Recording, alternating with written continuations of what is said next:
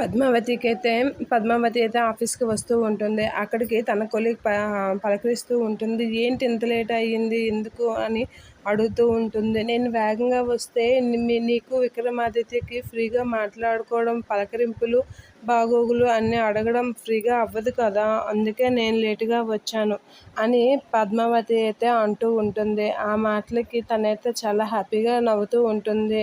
"నిజంగానా?" అంటే "అవును.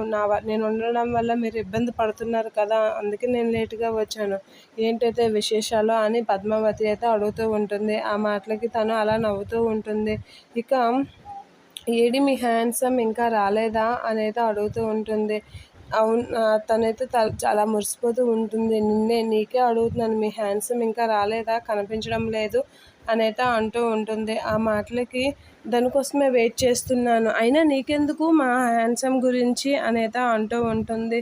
"లేదు, ఊరకనే అడిగాను" అని అంటూ ఉంటుంది పద్మావతి.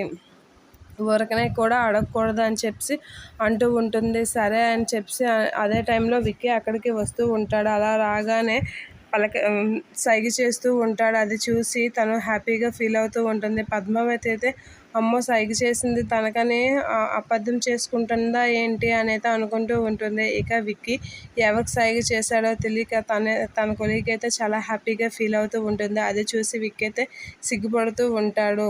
ఇక పద్మావతి అయితే ఏటి అర్థం కాక అలా చూస్తూ ఉంటుంది.